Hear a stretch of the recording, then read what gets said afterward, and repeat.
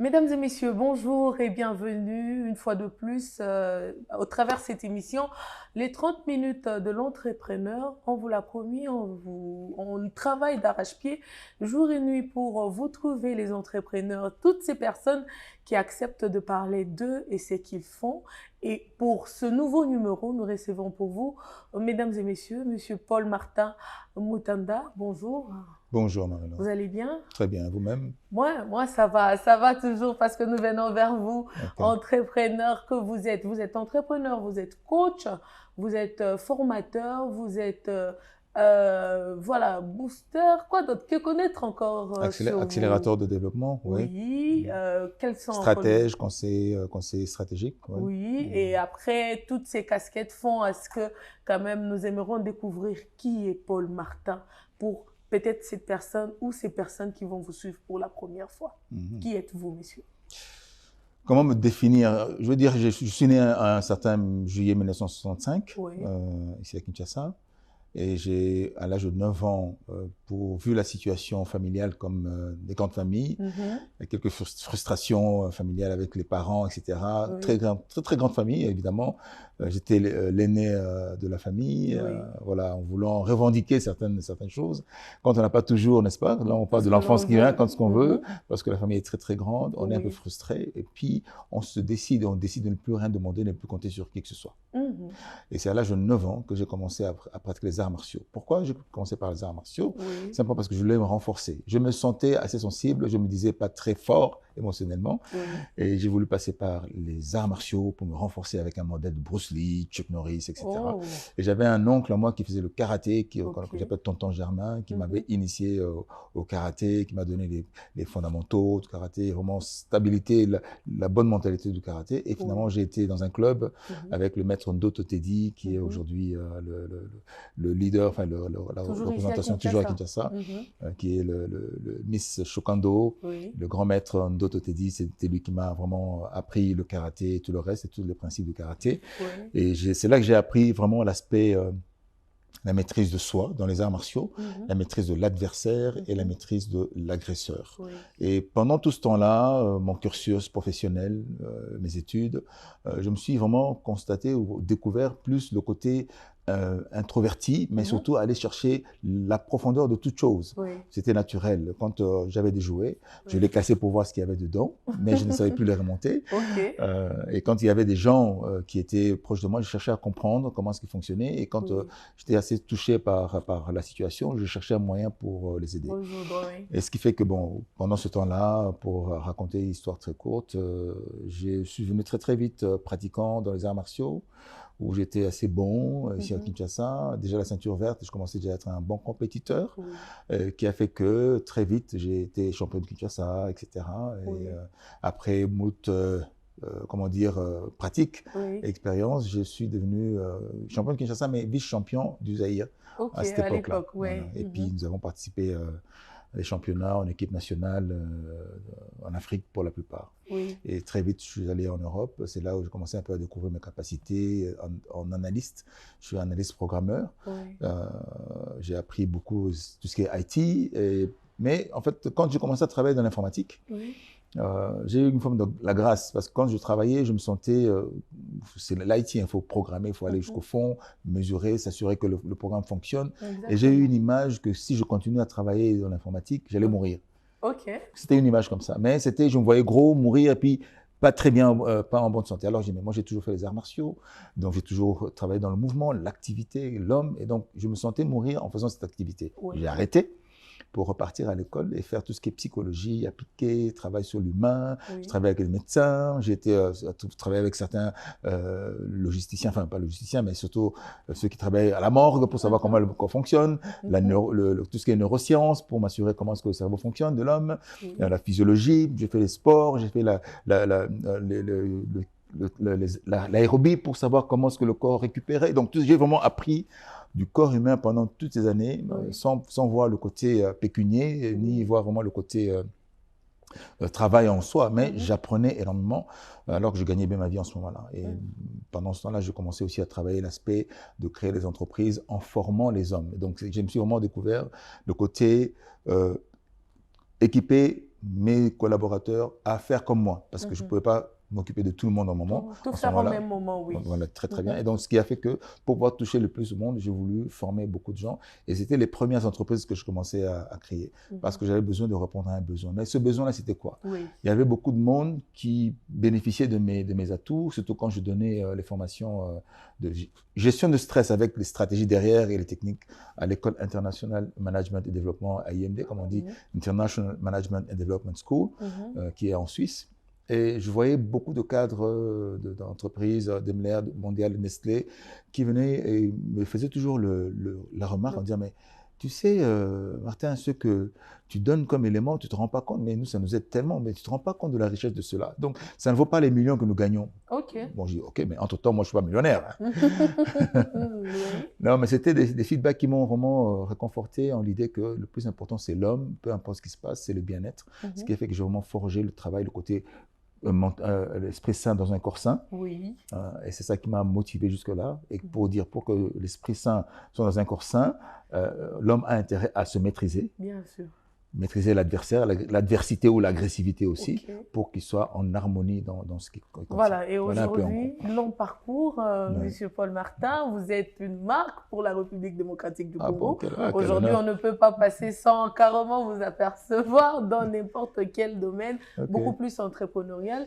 Vous aviez une expérience de combien d'années depuis que vous aviez commencé à vous dire que vous aviez maintenant pris la conscience de se dire, OK, d'accord, maintenant je vais carrément bien ordonner ma manière de faire les choses, je vais me spécialiser dans X, Y choses. Ça fait combien d'années que vous avez commencé? Alors, je peux dire que depuis la Suisse, j'ai commencé à enseigner dans les écoles, à accompagner les cadres. On peut dire aujourd'hui, en gros, j'ai pu cumuler, je veux dire, 27 ans de pratique, d'expérience, de travail, d'études et voilà, de restitution, comme on peut dire ainsi. Oui. Et pendant ce temps-là, quand je construisais mes entreprises, des fois j'ai échoué, des fois ça ne marchait pas. Oui, bien sûr. La question d'ailleurs, la prochaine question était celle de savoir si vous est arrivé en même temps de lâcher carrément, de se dire, bon, on a Zoko-Kate ou carrément ça ne réussit pas, je veux lâcher. Est-ce qui vous est arrivé de moments comme ça? Alors, il ne m'arrivait pas de le lâcher. Au contraire, j'étais trop, je veux dire, trop téméraire. Oui.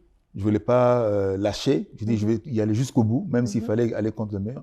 Un peu le côté têtu, téméraire qui faisait que justement, je ne pouvais pas lâcher comme ça, même si j'échouais. OK. C'est un peu, en fait, je faisais preuve de résilience, en fait, en réalité. Oui. Je dis, OK, j'ai échoué, je vais continuer de différentes manières. Je continue, mais en changeant d'angle. C'est ce que je faisais, tout en gardant mon objectif, parce que mon objectif, c'était justement de créer de la valeur chez l'humain. Et tout ce que je donnais et que l'humain en profitait, donc je dis, OK, il faut que je trouve la meilleure forme pour équiper. Et c'est ce qui fait que pour gagner de l'argent un peu plus rapidement, donc je m'orientais vers les corporates, c'est-à-dire les entreprises, les grandes entreprises, parce que ils payaient mieux, etc. Et quand je pouvais justement apporter quelque chose, j'allais vers la population, dire, OK, peu importe, pour être 100, je vais vous donner une formation pour 200 francs suisses, il n'y a pas de problème, même si vous êtes 100. Parce que j'avais besoin de ce partage avec un modèle que j'avais. Pour mon modèle, c'était Anthony Robbins, quand même j'ai fait quelques formations avec lui à Londres. Et donc, c'était un peu mon modèle en termes de coaching. Donc, j'ai toujours eu cet aspect coaching et toujours orienté vers l'humain et la capacité de l'individu à obtenir les objectifs.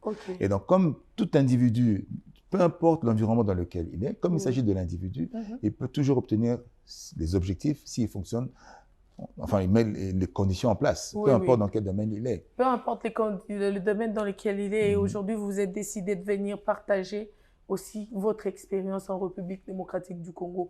Comment vous trouvez la RDC en termes de l'ajout d'une valeur humaine? Comment est-ce que ça se passe, vous qui exercez déjà en République démocratique du Congo? En fait, ce qui m'a déjà motivé à revenir en République démocratique du Congo, c'est parce que quand les feedbacks que je recevais pour dire ce que vous nous apportez, c'est tellement vital, vous ne vous rendez même pas compte, je me suis dit, mais en fait, je suis en train de donner encore plus de richesse à ceux qui sont déjà riches, sachant ce qui se passait dans notre pays, sachant la pression dans laquelle nous étions, la pauvreté dans laquelle nous étions en train de vivre, et puis surtout le côté encore maîtrise de l'Afrique. J'ai dit non, je veux rentrer parce que c'est là qu'on en a besoin. C'est mon pays, on a besoin là-bas, pas ici. Parce qu'ici, je ne vais pas encore renforcer ceux qui sont déjà forts. Moi, je suis africain, je veux rentrer chez nous. Voilà. Et c'est ça ce qui m'a motivé en fait à revenir. C'était ça. Pourquoi? Parce que en revenant ici, je me suis rendu compte pendant 2-3 ans, quand j'ai fait l'étude de marché, pour comprendre comment est-ce que le marché fonctionnait avant de démarrer. Je suis revenu avec ma femme ici, mon épouse et moi. Et donc, j'ai remarqué que la difficulté, c'était la manière de fonctionner. Parce que c'est l'environnement qui détermine comment les gens fonctionnent. Exactement. Les institutions qui orientent, qui donnent une manière de fonctionner. Exactement. Et aujourd'hui, si nous voyons, entre guillemets, quand nous disons le Congolais avec sa mentalité, mais en fait, ce n'est pas le Congolais en fait, qui est responsable. C'est l'environnement dans lequel il est qui a fait le Congolais ce qu'il est. Mais ce fonctionnement-là peut être peut-être, comme on dit, jugé, en voulant être le premier, etc., en disant c'est une mentalité congolaise. Non. Donc vous avez compris le vrai problème du Congolais. Oui, j'ai compris le vrai problème du Congolais. Et c'est le contexte dans lequel il est qui fait qu'il pêche. Et bon, dans mon approche à moi, c'est de dire, c'est ce que Dieu a permis que je puisse comprendre, c'est qu'en fait, c'est que le Congolais, dans son environnement, n'est pas à sa place. Voilà ma motivation en fait. C'est ce qui a fait que pendant tout mon cursus, j'ai pu développer, j'ai mis en place les processus, j'ai mis en place les approches pour m'assurer que ma démarche à moi, que j'ai appelée le profilage aujourd'hui, c'est en amont tout ce qu'on doit faire avant toute chose, avant même d'aller aux études. Il est important de profiler l'individu pour savoir comment il fonctionne. C'est savoir qu'est-ce qu'il va apporter réellement. Dans ce cas, quand on identifie son intelligence, là, on peut apporter vraiment la formation qu'il faut, les techniques qu'il faut, les ressources qu'il faut pour l'environnement dans lequel il va apporter des résultats. Donc, comment savoir quand est-ce qu'il va apporter des résultats? C'est de ça dont il s'agit. Donc, c'est l'expertise dans laquelle je suis. Et en créant les entreprises avec mon épouse, nous avons pu continuer à fonctionner, mais tout en mettant en place cet aspect consulting, cet aspect formation pour nous assurer qu'effectivement le Congrès sera équipé. Et comment vous faites, M. Paul Martin, avec les gens? Est-ce que les gens viennent vers vous pour demander une expertise? Est-ce que vous accompagnez les jeunes qui viennent peut-être avec un projet mal orienté? Parce que c'est vrai, avant de comprendre l'intelligence, ou peut-être que la personne est déjà adulte, mais besoin peut-être d'une orientation. Comment ça se passe avec vous, M. Paul? Avec moi, c'était un peu difficile depuis que je suis revenu au pays, ça fait maintenant 8 ans. La difficulté, après avoir étudié le marché, c'était la démarche, parce que pensant que quand nous sommes conscients de nous développer, que nous allons faire la démarche d'aller chercher l'information. Et moi, en tant que mentalité de médecin, appris que le médecin ne fait pas de publicité. C'est lui qui accompagne, qui apporte la solution, ne fait pas de publicité parce que sinon c'est pour de l'argent qu'il le fait. On attend un peu la réaction de la population à venir vers nous. Or ici, ce n'était pas le cas. Pourquoi? Parce que nous avons péché pendant 50 ans au niveau de l'éducation. Donc dans l'éducation du Congolais, il n'y a pas cette notion d'aller chercher les compétences. On ne cherche que la réussite, mais sans le contenu. Ce qui fait que quand on n'a pas de contenu, nous ne savons pas par quoi commencer, quoi faire, comment utiliser notre intelligence. Nous ne savons pas comment utiliser notre intelligence. Nous sommes intelligents, mais nous ne savons pas comment utiliser notre intelligence pour atteindre un objectif donné. Ce qui fait qu'en venant, les gens ne savaient pas ce qui était important pour eux au travers de ce que je proposais. Et donc, pendant ce temps, j'ai dû me remettre en question pour savoir quelle était mon approche. Et ce qui a fait que je changeais un peu d'approche pour dire, au lieu de dire voilà, que je suis une institution, les gens peuvent venir, je commence à faire quelque part une forme de démarche de vente. Donc, présenter, parler, expliquer, promouvoir, sensibiliser, jusqu'à présent, ce qui a fait qu'à un moment donné, les gens commençaient à comprendre effectivement ce qu'on pouvait apporter pour le pays, histoire de s'assurer des résultats pour chaque Congolais et surtout mettre le Congolais à sa place. C'est ce qui a fait que j'ai créé la plateforme, donc l'environnement Systémage, qui est, comme on dit, une plateforme pour la stratégie personnelle et professionnelle à tout âge. C'est-à-dire que quand on a un objectif, quand on fonctionne, on doit avoir un environnement adéquat, avec la capacité adéquate pour atteindre son objectif en apportant la bonne connaissance et atteindre le bon objectif. Parce que souvent, je vais gagner de l'argent, mais en fait, je ne dois pas forcément viser l'argent. Je dois peut-être viser des ressources. J'ai une ressource, après je peux gagner de l'argent. Or, si moi, je vise de gagner de l'argent, je risque par rapport à mon fonctionnement de passer trop de temps à chercher à gagner de l'argent et ne pas réussir. Et cette approche-là de chacun, comment est-ce que chacun doit utiliser, quelle stratégie la personne doit prendre, quelle planification, c'est pour ça qu'on dit que je suis aussi planner, comme un planificateur, quel est le plan que les gens vont utiliser pour atteindre leurs objectifs. Si on prend 4 catégories, il y en a qui doivent passer par une organisation pour gagner de l'argent. D'autres doivent passer par une personne compétente pour gagner de l'argent. D'autres qui doivent passer par la matière, transformer la matière pour gagner de l'argent. D'autres doivent passer par les outils quand on a un outil à utiliser, on peut gagner de l'argent. Oui. Mais comment est-ce que toi, tu sais par quel chemin passer pour gagner de l'argent, même si tout le monde veut gagner de l'argent? Quel est le chemin?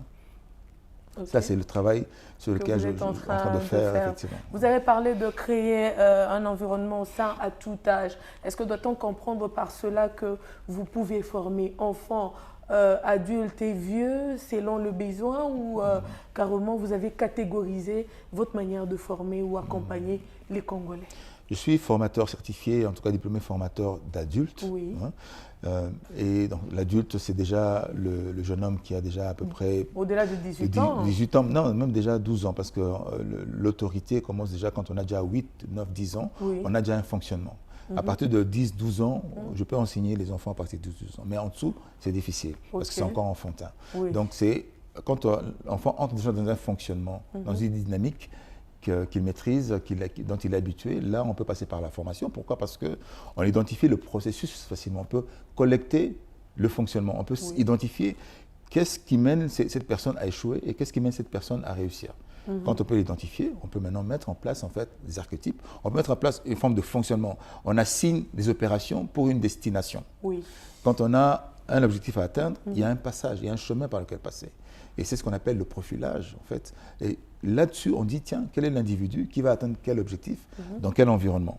Donc, on a toujours trois aspects. Trois aspects qu'il faut vraiment collecter, veiller, mettre ensemble. Voilà, mettre d'accord. ensemble. Donc, c'est un parti. système. Oui. C'est pour ça qu'on parle de système. Bien sûr. J'étais en train de vouloir d'ailleurs poser cette question tout en cherchant à savoir, disons que l'informatique, les arts martiaux, la médecine jouent un rôle dans ce que vous êtes en train de faire aujourd'hui.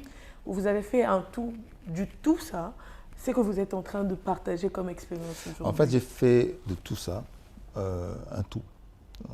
Analyse programmeur, j'avais intérêt à analyser la situation. Exactement. Et quoi mettre en place pour pouvoir faire un programme qui va fonctionner et analyser la performance, analyser les résultats et le fonctionnement. Donc l'analyse est là automatiquement. L'informatique, c'est les codes codifiés. Quand quelqu'un fonctionne, même émotionnellement, ce sont des codes. On appelle les submodalités. Il y a des modes de fonctionnement. Ce sont des codes. À partir du moment où vous avez décodé votre manière de fonctionner, nous pouvons utiliser ce code pour savoir comment vous allez réussir ou échouer. Ok. Ça, c'est l'informatique déjà qui est en histoire. Quand on parle de médecine, on parle d'énergie, on parle d'électricité, on parle de tout ce qui est dynamique, on parle de la chimie, n'est-ce pas? La chimie, ce sont des réactions chimiques dans le corps. Quand on voit quelqu'un qui est un petit peu limité ou fatigué ou émotionnellement remonté ou triste, ben c'est la chimie, c'est tout ce qui est biochimie. Donc, c'est-à-dire que tout ça, j'ai appris et j'ai compris en fait comment est-ce que le cerveau humain fonctionne. Et quand j'ai commencé à toucher un peu la neuroscience, j'ai finalement appris que tout ce que j'avais appris avant, c'était simplement mis de manière technique spécifique pour faire passer les capacités et amener l'individu à être capable de prendre une certaine direction. Et on peut facilement planifier. Et donc, quand on parle des arts martiaux, il y a la mentalité, il y a la détermination. Et quand on dit on est champion, on a un objectif. Moi, comme je vous disais tout à l'heure, j'ai pratiqué les arts martiaux, j'ai été champion de Kinshasa, mais jamais été un bagarreur. Pourtant, on peut dire, champion, karaté, etc. Pire encore. Donc, c'est-à-dire, comment est-ce qu'on peut ne pas être un bagarreur? C'est ce qui faisait que quand je donnais mes formations, en ce temps-là, par exemple, à l'école internationale, et quand on voyait mes vidéos, on se disait, mais is that you? C'est-à-dire, est-ce que c'est vous ça? Vous n'avez pas l'air pareil. Parce que quand je montais sur le ring, en fait, je changeais d'attitude. Vous êtes une autre personne quand vous quasiment une autre personne, parce que si je monte sur le ring et je viens comme un sissi, comme on dit, un gentil, ben je me fais dévorer, je me fais casser, je me fais même aussi fort qu'on peut être. Si on n'a pas la mentalité de guerrier sur le ring, on risque de perdre. On va certainement perdre. Donc il n'y avait pas l'aspect que force, il y avait l'aspect mental, détermination. Donc tout ça, ça m'a emmené aussi à l'apporter à l'individu qui doit atteindre son objectif, pas dans le sens martial, il faut gagner, mais le focus, les stratégies pour gagner. Pour dire, par exemple, quand j'ai gagné et que j'étais en train de perdre, ça c'est le championnat, un des plus difficiles championnats que j'ai pu expérimenter. C'était avec un Azerbaïdjanais, quelque chose comme ça, si on peut dire ainsi, d'Azerbaïdjan. Le monsieur, chaque fois que j'essayais d'approcher pour toucher, pour marquer des points, j'avais aucune chance. Chaque fois, c'était comme si la personne, carrément, c'était pas possible. Je perdais ce combat-là. Et ce qui m'a sauvé, simplement, j'ai dit, ok, maintenant, comme je suis en train de perdre, de toute façon, je n'ai rien à perdre, advient que pourra, je lâche prise et je vais quand même jusqu'à ce que je tombe KO. Et là, j'ai fait ça, j'ai fermé les yeux et j'ai baissé de niveau. Donc, Rien que le fait d'avoir lâché prise, baisser les yeux, fermer pour se dire maintenant c'est fini, ça m'a révélé quelque chose. Et c'est là que quand j'ai ouvert les yeux, j'ai vu les jambes, j'ai tapé sur les jambes, il est descendu un peu, il a baissé le niveau, j'ai tapé au niveau de côte et la tête en bas, j'ai frappé au niveau de la tête. Il est tombé KO. Moi je dis, alléluia, j'ai trouvé le truc. J'ai fait la même chose et cette fois il est resté, j'ai gagné le combat. Or pendant tout le combat, pendant quasiment tous les rounds, je ne menais pas, c'était lui qui était fort. Mais moi, par cette révélation, parce que j'ai lâché prise, j'ai baissé les yeux, j'ai baissé les niveaux, j'ai changé de perspective. C'est ce que j'ai expliqué dans mon livre. J'ai écrit la stratégie à la hauteur du champion, mais c'est très technique. Mais au moins pour comprendre qu'est-ce qui s'est passé en ce moment-là, j'ai simplement changé de perspective. J'ai vu un autre angle, je l'ai utilisé, paf, quand ça a marché, j'ai doublé et j'ai fait la même chose, j'ai gagné. C'est pour dire simplement que les arts martiaux entrent vraiment beaucoup dans la mentalité pour pouvoir atteindre des objectifs avec une forme de niveau de détermination. Voilà ce qui fait qu'aujourd'hui, dans tout ce que nous sommes en train de faire, la construction des entreprises, dans l'accompagnement de porteurs de projets, dans la gestion et détermination pour atteindre les objectifs. Nous travaillons sur la stratégie, nous travaillons sur la logistique, nous équipons les entrepreneurs pour accompagner les jeunes et accompagner les porteurs de projets. Nous travaillons vraiment dans le sens où nous avons les possibilités d'y arriver. Il suffit de nous mettre ensemble, mais ensemble dans quoi? À quel niveau? Où on se met à sa place. Quand on n'est pas à sa place, c'est comme si on prenait la place de l'autre. Exactement. Or, l'entrepreneur, c'est quoi? L'entrepreneur, c'est celui qui crée de la valeur.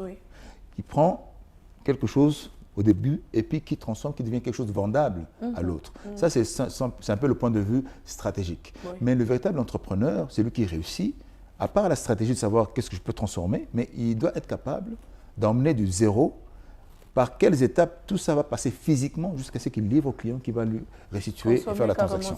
Exactement. C'est cette mentalité parce que l'entreprise, c'est toujours dire il y a une prise entre deux. Entreprise. Qu'est-ce qu'il y a entre deux prises? C'est ça l'entreprise. Qu'est-ce que toi tu prends? Qu'est-ce que moi je prends? À partir du moment où on a identifié ça, maintenant nous allons déterminer quel est le marché, quel est le client et qu'est-ce que moi je peux apporter. Et je peux chercher à résoudre le problème, mais je ne suis pas la personne qui va résoudre le problème. Mais je suis capable de le faire. Mais celui qui va résoudre le problème, c'est un système, c'est une organisation. Et comment on fait pour mettre ensemble et que l'entrepreneur réussisse à atteindre ses objectifs? Ça, c'est la stratégie de l'assemblage, stratégie de profilage pour mettre en place un système. Parce que quand vous avez un objectif, comme je disais, ce n'est pas en fait vous qui allez y arriver, c'est le système que vous allez mettre en place autour qui va vous permettre d'atteindre les objectifs. Qu'est-ce que ça veut dire? Ça veut dire tout simplement un véhicule. Voilà. Un véhicule. Vous devez partir d'un point A à un point B. Qu'est-ce qu'il vous faut? Par quoi commencer? Quel pont? Quel est le pont qui va vous emmener du point A au point B? Quel pont? Là, vous choisissez maintenant votre véhicule. Si vous allez marcher, vous allez utiliser une voiture, vous allez utiliser un avion, ou vous allez utiliser la pensée, le moyen par lequel vous allez passer. Donc, vous devrez identifier, chacun a un moyen, ce n'est pas le même moyen que tout le monde. D'autres qui peuvent utiliser l'entreprise, d'autres qui peuvent utiliser les personnes, même les stratégies, les idées, ou la vente, peu importe par quoi on passe. Mais il faut identifier ce qui est bon pour vous, pour atteindre votre objectif et être entrepreneur. Voilà, vous êtes écrivain, ça on ne savait pas, vous l'avez quand même souligné tout à l'heure. Vous êtes l'homme à plusieurs casquettes, hein. Vous arrivez quand même à consolider toutes ces casquettes que vous aviez. Bon, la grâce que vous aviez fait qu'on puisse quand même, que vous puissiez comprendre que fidèle téléspectateur, c'est un entrepreneur qui se veut qui veut à ce que l'Afrique change, qui veut à ce que le Congo change d'une manière ou d'une autre. Alors, Monsieur Paul Martin, vous pourriez nous dire après, est-ce que vous aviez espoir qu'un jour ce combat, cette lutte que vous aviez pour, par exemple, la jeunesse congolaise, pourquoi pas, toutes ces personnes qui vous suivent, toutes ces personnes à qui vous apportez un plus, vous espérez vraiment qu'un jour ça changera avec cette politique et cette manière de faire les choses que vous avez? Oui, non seulement j'ai espoir, mais je suis certain que ça va changer. Vous savez pourquoi? Parce que le peu d'actions que nous faisons, le peu d'accompagnement que nous sommes en train de mettre en place, nous voyons la différence. Et quand les gens sont bien profilés, quand ils ont identifié leur fonctionnement, leurs résultats, ça veut dire qu'ils répondent à une vision. Et la vision, c'est d'où je viens, qui fait qu'aujourd'hui, je vais faire telle ou telle entreprise. Ça, c'est une chose. Le fonctionnement que nous avons, que le Congolais a, ce fonctionnement-là apporte quoi? C'est-à-dire, quel est le résultat, quel est le rendu de ce fonctionnement? Je suis en train de vous parler, certainement vous percevez quelque chose, même si je ne l'ai pas dit, mais vous percevez ce que je suis en train de dire peut-être de manière intrinsèque. N'est-ce pas? C'est un peu comme un instrument de musique. Moi, je prends une guitare, je fais des vibrations, des sons, et ça fait sortir un son agréable. Et donc je vous transmets quelque chose, n'est-ce pas? Bien Le résultat que je transmets, c'est parce que j'ai fonctionné. Si j'avais pas fonctionné, vous n'aurez pas eu ce son agréable pour créer une attitude. Ça, c'est le fonctionnement. Mais après, c'est sur le terrain comment on opère avec ce fonctionnement pour assurer d'atteindre les résultats et répéter plusieurs fois pour avancer, pour avoir les résultats qu'il faut. Donc tout ça, c'est pour dire que si nous mettons le Congolais, nous, même Africains, nous nous organisons de sorte que chacun soit réellement à sa place dans son fonctionnement pour une institution, vous verrez que les choses vont aller naturellement, on aura des viviers et surtout nous saurons de quoi certains ont besoin. Ils peuvent être très intelligents, mais si on leur donne la connaissance, la capacité ou la formation qui ne leur convient pas, cette intelligence-là ne pourra pas utiliser cette connaissance. C'est pour ça qu'il faut adapter la connaissance avec la capacité qu'il a. L'intelligence d'un administrateur n'est pas l'intelligence d'un entrepreneur. Bien sûr. L'intelligence d'un prototypeur, comme on dit, celui qui fait des prototypes, ce n'est pas la même chose que l'intelligence d'un dirigeant, d'un cadre. Donc chacun doit avoir sa connaissance pour être efficace. Et moi, je suis persuadé que d'ici peu de temps, nous serons capables de mettre en place. Déjà, nous sommes en train de travailler sur l'école du profilage, mais au lieu de créer l'école du profilage, j'aurais souhaité, enfin, en tout cas, c'est le rêve, que le gouvernement ou le pays se l'approprie, parce que le profilage, c'est une arme à construction massive pour les communautés. C'est ce qui fait que pour que notre pays, la jeunesse ici fonctionne, nous avons intérêt à ce que nous fonctionnons selon les communautés, quelque chose de commun, que les gens se mettent ensemble pour quelque chose de commun, pour que ce soit toujours une forme d'aspect leadership sur un commun, ensemble. Et puis, la dynamique va faire en sorte que les communautés vont grandir et maintenant vont répondre aux besoins de la nation. Voilà, Monsieur Paul Martin, nous sommes en train de tendre petit à petit vers cet entretien que vous nous aviez accordé. Comment vous avoir, Monsieur Paul Martin? Nous sommes basés, les bureaux sont à Kingabwa, sur le chemin de la Plaine, 18-27. C'est Systémage. Donc, si physiquement vous voulez nous joindre, vous pouvez nous joindre dans nos bâtiments là-bas, centre de formation. Et nous sommes dans le centre de formation de Crédassure Academy, qui est donc justement le centre d'excellence dans lequel nous prestons. Et si vous voulez aussi nous avoir en ligne, parce que nous faisons aussi beaucoup de formations en ligne, vous pouvez toujours contacter par mail. C'est donc contact@pmmutanda.com ou www.systemage.cd, n'est-ce pas? Ou alors simplement www.pmmutanda.com ou sinon nous avoir au téléphone ou par mail pour justement vous accompagner et vous inscrire. Comme ça, dans l'aspect, c'est déjà collecter suffisamment d'informations pour dire voilà de quoi vous aurez besoin et puis nous pourrions facilement vous orienter et vous accompagner le cas échéant pour atteindre vos objectifs. Et comment vous gagnez, vous en tant que formateur, vous en tant que coach, vous en tant qu'accompagnateur, comment vous gagnez? Alors, nous, principalement, en tant que formateurs, accompagnateurs, nous gagnons en connaissances. D'abord. Les formations sont gratuites? Non, pas, gratuit ou pas, nous gagnons déjà en connaissances. Parce que quand nous transmettons, par rapport aux besoins, nous apprenons en même temps. Et nous doublons et triplons nos connaissances. Pourquoi? Parce que nous avons, c'est les autres qui payent ça. Vous vous rappelez, en anglais, on dit « Other pays with their attention ». You pay your attention. Tu fais attention, tu payes le prix de la formation avec ton attention. Enfin, tu me payes avec ton attention. Bien sûr. Et donc, quand tu payes avec ton attention, moi, dans le temps que je t'accorde pour transmettre, moi, j'apprends aussi. Maintenant, je t'apprends pour demain, parce qu'après, il faut que je sois capable de pouvoir continuer à t'élever pour que demain, quand tu vas grandir, quand tu vas apprendre ce que je sais, que tu sois meilleur que moi. Parce qu'ici, l'idée, c'est que ceux qu'on doit former, il faut qu'ils soient meilleurs que nous. Sinon, ce n'est pas une formation. Est-ce que l'élève peut dépasser le maître? Bien sûr. C'est ça le but. Le but pour avoir des successeurs, parce que je vais mourir un de ces jours, nous allons tous mourir un jour, pas maintenant en tout cas, parce que j'ai encore besoin de vivre 105 ans, enfin jusqu'à au moins à 105 ans, au moins. Donc nous avons besoin des successeurs, parce qu'il faut contribuer, il faut laisser un héritage, mais pour cela, nous avons intérêt à ce que ceux qui viennent après nous soient meilleurs que nous. Sinon, nous allons être limités. Vous savez, c'est un peu comme l'atterrissage dans l'avion.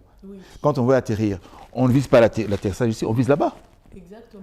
On doit viser loin pour atterrir correctement. De la même manière, il faut toujours faire en sorte que ceux qui vont nous suivre, les successeurs, soient meilleurs que nous, de sorte que l'impact qu'ils vont avoir sur le marché ou sur la vie, ce ne soit pas ici, que ce soit plus loin par rapport à ce que nous avons fait. Monsieur Paul-Martin Mutanda, nous vous avons reçu dans les 30 minutes de l'entrepreneur sur votre chaîne. Mesdames et messieurs, UBS Télévision, on va terminer par cette question. Vous allez sûrement regarder votre caméra et nous répondre à la dernière question. Aujourd'hui, si vous était donné, Monsieur Paul-Martin, de changer quelque chose, par où vous allez commencer? C'est une excellente question. S'il fallait changer quelque chose aujourd'hui... Ah. J'aurais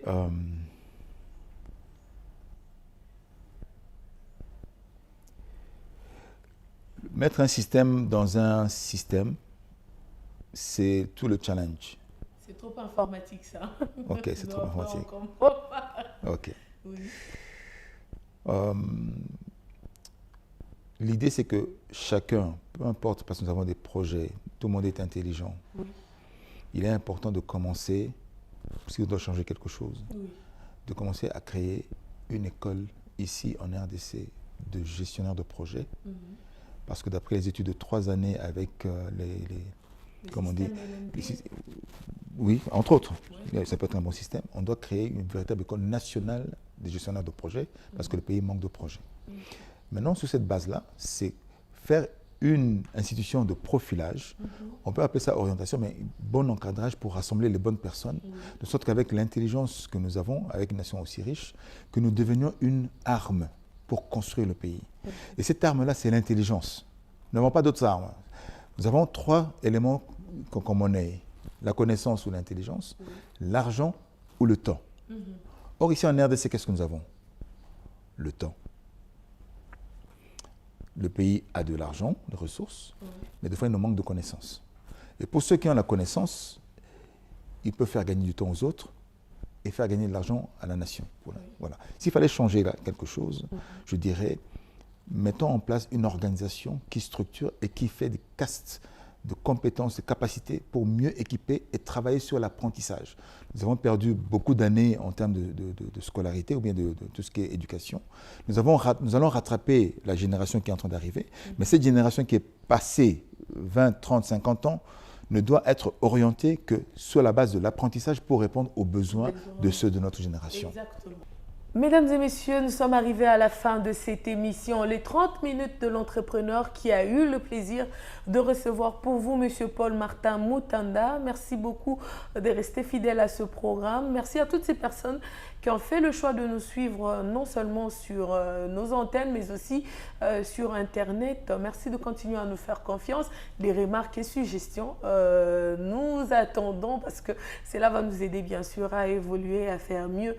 C'est que nous faisons pour vous. Alors, merci beaucoup à l'équipe technique qui m'a accompagné en ce jour. Retrouvez déjà le 30 minutes de l'entrepreneur le vendredi et le mercredi sur votre chaîne UBS Télévision. Et aussi, le prochain numéro, c'est déjà dans quelques jours avec un autre invité. D'ici là, portez-vous bien et prenez soin de vous, mesdames et messieurs. Au revoir.